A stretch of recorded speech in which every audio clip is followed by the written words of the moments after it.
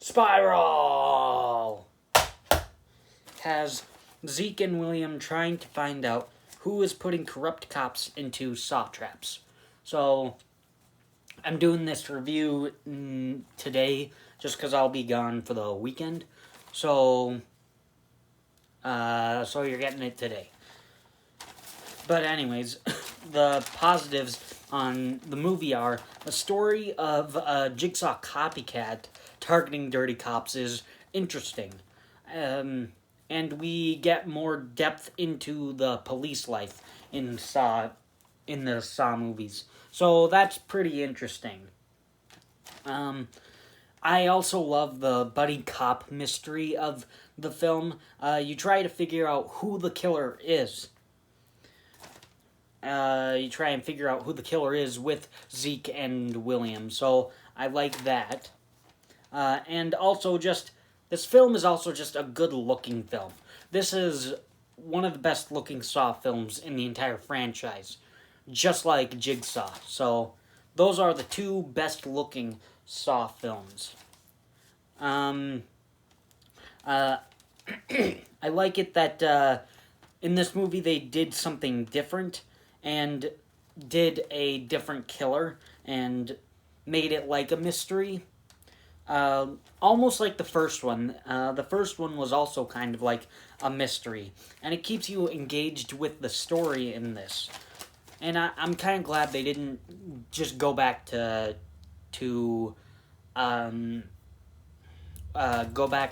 Jigsaw himself. I'm kind of glad they just didn't go back to the same person. So I'm glad they did somebody else who's putting people into traps. So I like that. And speaking of the traps, the traps in the movie are all great. I love the finger trap, having to bite down to lose his fingers. Angie having to sever her spine before the wax burns and suffocates her was pretty cool. The glass grinder that kills Pete looks painful. And and I absolutely love the train trap where all Detective Boz has to do is drop off the ladder. It's all the traps have a good mix of, do you survive the trap, and do you have the will to survive? And all these traps they're hard, but they're doable, and the traps aren't rigged, so I do really like that. And I really love the scene where Zeke and William go into the meth house and run into the building. It was kind of actiony, and Zeke breaks the guy's leg, and then he just goes up to the leg, and then just does a selfie. And says, "You want me to tag you?" That was very funny. This scene was engaging, gory, and funny. Kind of the culmination of the tone of this movie. So that's probably one of my favorite scenes from this movie.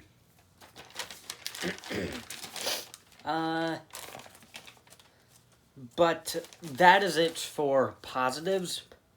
So on to the mixed.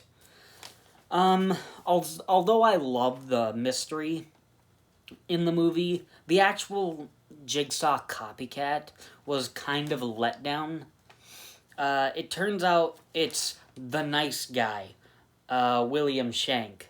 It kind of takes the Scooby-Doo route with the good guy is actually the bad guy. And then you have, like, also all these other red herrings people that are kind of creepy, and they actually give a motive for why they would do it. But no, they give it to the nice guy who they don't show any motive for him doing it. So it's kind of like a Scooby-Doo type movie, Scooby-Doo episode kind of. Um,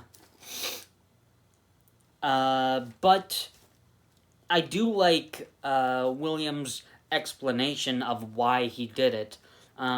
His dad was killed by a dirty cop, and then he devoted his life to get rid of dirty cops. But I will say, like, even though I like his motive, I clearly knew it was William Shank. Like, I knew it was William once he died. He wasn't a bad person. He didn't do anything wrong. So that's step number one. And then he wasn't even being tested.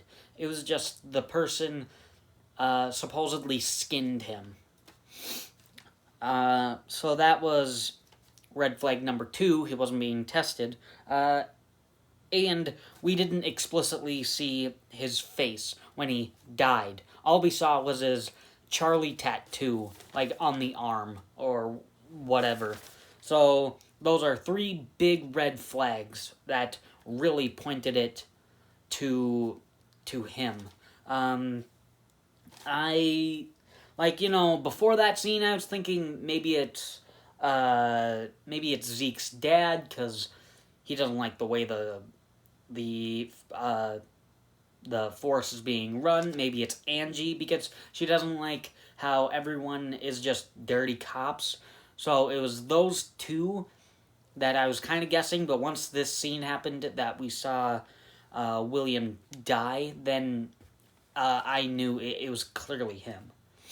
But that is it for mixed. On to the negatives. And the only negative I can really say about this movie is I don't like the voice that they used for the Jigsaw copycat. It's almost like they made it a woman's voice to throw us off, but knowing who the copycat is, it's not an intimidating or scary voice. So, like, they probably should have just used the same type of voice or do something more creepy than what they did in the movie, because this voice is just not intimidating or scary at all. So, but that's the only negative I have for the movie, something that I legitimately don't like. So in the end, I do really like Spiral. The positives far outweigh the one negative or even the mixed. I do like the cop story. I do like the gory traps. I do like the funny scenes. And I really like the intriguing mystery, even though they kind of fumbled on it. But for the traps, gore, and takes a different turn actually being funny, I think it's a pretty good Saw film. So I certainly approve of Spiral. Thanks for watching.